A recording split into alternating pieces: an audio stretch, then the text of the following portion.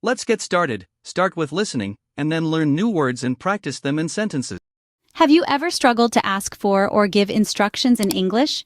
It's a common challenge, but one that can be easily overcome with a bit of practice and the right tools. Today, we're going to explore the art of asking for and giving instructions in the English language.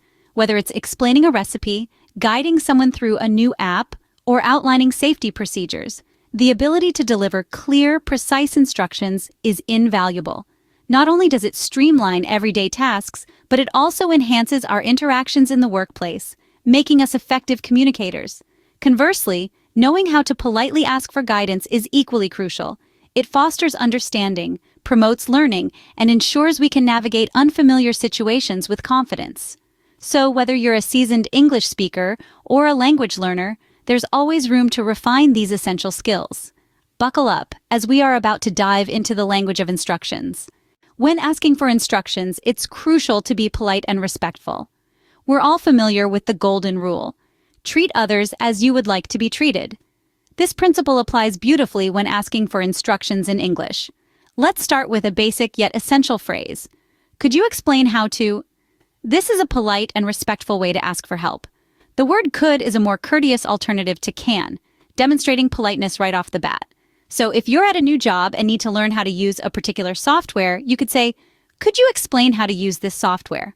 It's simple, direct, and polite. Another useful phrase is, "Would you mind showing me?" This question is a little more formal and is particularly helpful when you need someone to demonstrate a task physically. For instance, if you're learning to cook a new dish, you might ask, "Would you mind showing me how to chop the vegetables properly?" This phrase shows respect for the person's time and expertise. Now, context is key. If you're in a more casual setting, you can use less formal language. For example, "Can you show me how to," or "How do I," are perfectly acceptable. But remember, your tone of voice and body language also play a significant role in conveying politeness. Let's practice with a few scenarios. Imagine you're at a friend's house and you want to know how to operate their coffee maker. You might ask, "Could you explain how to use your coffee maker?" Or if you're at a gym and unsure how to use a piece of equipment, you could say, "Would you mind showing me how to operate this machine?" Remember, it's not just about the questions you ask, but how you ask them. Keep your voice calm, your tone respectful, and always remember to thank the person for their help. After all, manners cost nothing, but can make a world of difference. So, the next time you're in need of instructions, don't hesitate to ask politely. You'll be surprised at how much more willing people are to lend a hand when you approach them with respect. Now that we've mastered asking for instructions, let's move on to giving them. Giving instructions is a vital skill in English, and it's not as daunting as it might sound. It's all about clarity, precision, and sequence. To start off, we use phrases like, "First, you need to," or "To begin with, you should." These are excellent ways to kick off your instructions and set the stage for what's to come. For instance, if you're instructing someone on how to bake a cake, you might say, "First, you need to preheat your oven to 350 degrees. Following the initial step, we use transitional phrases to guide the listener through the process. Phrases such as, "Next, you should," or "Then, you must," help to create a logical sequence. So, in the cake baking scenario, you might say, "Next, you should mix the flour, sugar, and baking powder in a large bowl." To emphasize important points or to caution the listener, we use phrases like "make sure to" or "don't forget to." These phrases highlight critical steps or potential pitfalls. For instance, make sure to whisk the eggs thoroughly before adding them to the mixture. To indicate the final step of a process, we use phrases like "finally, you need to," or "lastly, ensure that." This signals to the listener that they're nearing the end of the instructions. So you could say, "Finally, you need to bake the cake in the preheated oven for about 30 minutes.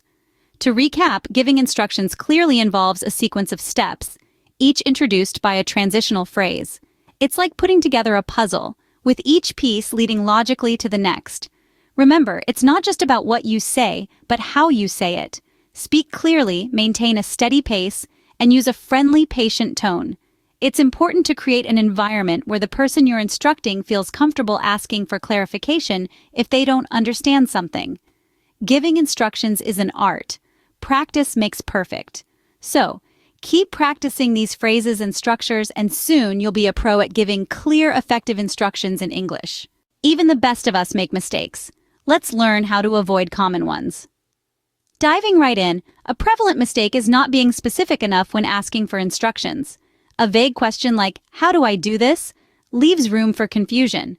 Instead, try to pinpoint exactly what you're having trouble with. For example, how do I format this document in MLA style? Now, let's talk about the flip side, giving instructions. One common pitfall is overloading information. It's tempting to provide every single detail, but this can overwhelm the listener and make it harder for them to follow. Break down complex tasks into simpler, manageable steps. Instead of saying cook the pasta, say, first, fill a pot with water, then add a pinch of salt. After that, bring the water to a boil. Finally, add the pasta and cook for 8 to 10 minutes. Another mistake when giving instructions is assuming the listener has the same level of knowledge as you. Always remember to explain any jargon or technical terms you use. If you say, adjust the ISO to enhance the photo's quality, a beginner might not understand. It's better to say, adjust the ISO, which controls the camera's sensitivity to light to enhance the photo's quality. Language-wise, it's important to use appropriate models for politeness. When asking for instructions, avoid direct phrases like, tell me how to make. Instead, use softer language like, could you tell me how to. When giving instructions, use phrases such as, you need to, or you might want to sound less commanding and more helpful. Lastly, don't forget the power of positive language. Instead of saying, don't forget to switch off the lights, say, remember to switch off the lights. It's a small change, but it makes your instructions sound more positive and easier to follow. Mistakes are part of learning. Don't let them discourage you. Every misstep is an opportunity for growth, so keep practicing, keep asking, keep instructing, and you'll see your English communication skills improve in leaps and bounds. It's been a journey, hasn't it? We delved into the art of asking for and giving instructions in English, a vital skill we often overlook. We began by learning polite ways to request instructions, using phrases such as, could you explain how to, and would you mind showing me? These courteous expressions smoothed the path to effective communication. We then turned our attention to the structured language for giving instructions. Remember, clarity is key. Phrases like first, you need to, and after that, make sure to provide a clear roadmap for those following your guidance. We also discussed common pitfalls and how to steer clear of them. By avoiding these errors, your instructions will be even more precise. But remember, practice makes perfect. The more you use these phrases and structures, the more comfortable you'll become with them. So there you have it. The next time you need to ask for or give instructions, you'll be ready. Until next time, keep practicing and stay curious. Let's learn new words and practice English at level B2. Clarify, to make something clear or easier to understand. Example, if you don't understand, don't hesitate to ask the speaker to clarify the instructions. Specify, to state something clearly and in detail. Example, when giving directions, it's helpful to specify exact locations, like turn left at the red building. Paraphrase, to restate something using different words for clarity. Example, to ensure you understood correctly, try to paraphrase the instructions back to the person. Sequence, the order in which steps or instructions should be followed. Example, when giving instructions, present the steps in a clear sequence to avoid confusion. Verify, to check that something is correct or true. Example, after receiving instructions, you might verify by asking, is this what you meant, to make sure you're on the right track.